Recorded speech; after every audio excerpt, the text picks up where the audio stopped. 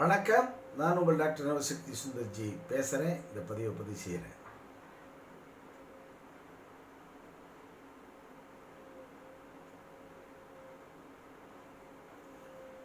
இன்றைய தினம் சொல்ல போகிற தகவல் பார்த்தீங்கன்னா தோஷம். அதாவது தோஷம்னா பெண்கள் ஆண்கள் ஜாதகத்தில் உள்ள தோஷம். இந்த தோஷத்தில் ராகுவினால் ஏற்படக்கூடியது, கேதுவினால் ஏற்படக்கூடிய தோஷங்கள், செவ்வாயினால் ஏற்படக்கூடிய தோஷங்கள், இப்படியெல்லாம் இருக்குது. இதில் ரொம்ப நல்லவர் போல நடித்து நல்ல கிரகம், நேர்மையான கிரகம், சுத்தமான கிரகம், அது ஏன் இப்படி ஒரு தோஷத்தை தருது அப்படின்னு சொல்லி கேட்டால் அது ரெண்டு கிரகம்தான். ஒன்று குரு, இன்னொன்று புதன். ரொம்ப நல்லவங்க, குரு ரொம்ப நல்லவர். அதே போல் புதன் பார்த்தீங்கன்னா அவரும் நல்லவர் தான். இவங்களுக்கெல்லாம் எந்த பெரிய கெட்ட குணங்களையும் ஜோதிட சாஸ்திரத்தை சொல்லவே இல்லை. அப்படிப்பட்ட குரு புதன் இவர்கள் ஆதிபத்தியம் பெறுவது, இவர்கள் அமரும் நிலை என்பது தோஷத்தை கொடுக்குது. ஆதிபத்தியம் தான் ரொம்ப முக்கியம். அப்போ இவர்கள் கேந்திராதிபத்தியம் சொன்ன என்னன்னு கேட்டால், இந்த 4 மூலைகள், உபயலக்கணங்கள் அப்படின்னு சொல்லக்கூடிய இந்த 4 மூலைகள், முதல் மூலை மீனம், ரெண்டாவது மிதுனம், இந்த பக்கம் கன்னி, இந்த பக்கம் தனுசு. இந்த 4 மூலைகளில் பார்த்தீங்கன்னா அதனுடைய 7வது ஆதிபத்தியம் என்பது சுபகிரகமாகிய இப்போ மீனத்துக்கு எடுத்துட்டா புதன், மிதுனத்துக்கு எடுத்துட்டோம்னா 7ஆம் பாவம் எடுத்துட்டா குரு, கன்னிக்கு 7ஆம் பாவமாக எடுத்துக்கொண்டால் அது குரு. நம்ம இவருக்கு தனுசுக்கு எடுத்துட்டோம்னா 7ஆம் பாவம் புதன். சரி, இவங்க நல்லது கிரகம் தானே, அற்புதமான கிரகம் தானே. குருவோட இடம் தானே கன்னிக்கு 7ஆம் இடம்.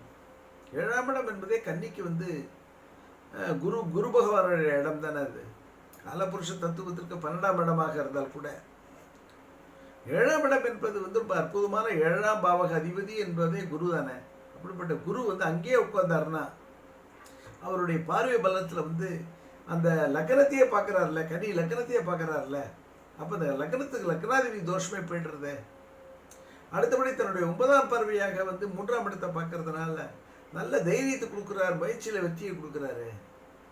அதே போல் தன்னுடைய 5ஆம் பார்வையாக லாபஸ்தானமான கடகத்தை பார்க்கறதுனால தன்னுடைய உச்சம் இடத்தை, தான் உச்சம் பெறக்கூடிய இடத்தை தான் அமர்ந்து கொண்டு 7ஆம் இடத்தில் அமர்ந்து கொண்டு இவர் தான் உச்சம் பெறக்கூடிய இடத்தை பார்க்கின்ற காரணத்தினால அந்த இடமும் அற்புதம் தானே. அது லக்னத்துக்கு 11ஆம் இடம் இல்லையா, தொழிலுக்கு 2ஆம் இடம் இல்லையா, என்ன அற்புதமாக இருக்கு. இதை போய் ஜோசியர் போய் நீங்கள் என்ன சார் இது போய் சரியில்லை, குரு அங்கே இருந்தால் ஒரு மாதிரியாக சொல்ல வரீங்க பலன்னு.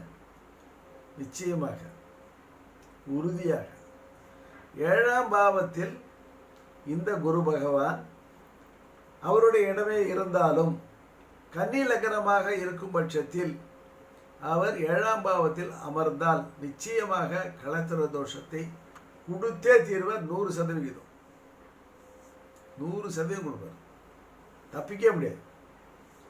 7ஆம் பாவகத்தில் குரு இருந்தால் கன்னி லக்னமாக இருந்து நல்ல அற்புதமாக இன்னும் பலசாலியாக அவர் இருக்கணும்னு சொன்னால் அவருடைய பூரட்டாதி நட்சத்திர சாரத்தில் உட்காந்துருந்தாங்கன்னா மகாபலசாலி. உத்திரட்டாதியில் உட்கார்ந்தாலும் அப்படி ஒன்றும் பலம் குறைஞ்சி விட மாட்டார். ரேவதியில் உட்கார்ந்தாலும் அப்படியே குறைஞ்சி விட்டாரா பலன் அப்படின்னா குறையல. ரேவதியில் உட்காரும் போது குறையல. லக்னாதிபதி நட்சத்திர சாரம் தான் அது. லக்னாதிபதியின் நட்சத்திர சாரத்தில் 7ஆம் பாவக அதிபதி 7ஆம் இடத்தில் அமர்வது தப்பா அப்படின்னு கேட்டால் தப்பு தான், நிச்சயம் தவறு தான். அப்படிப்பட்ட இருக்கும் பொழுது ரெக்டிஃபிகேஷன் என்ன, இதுக்கு நிவர்த்தியே கிடையாது, அவ்வளோ கடுமையான தோஷம் இருக்கிறது அப்படின்றால் இந்த மாற்று சேர்க்கக்கூடிய ஜாதகங்கள் இதுக்கு எதிரடியாக, இது ஆணாக இருந்தால் பெண், பெண்ணாக இருந்தால் ஆண்.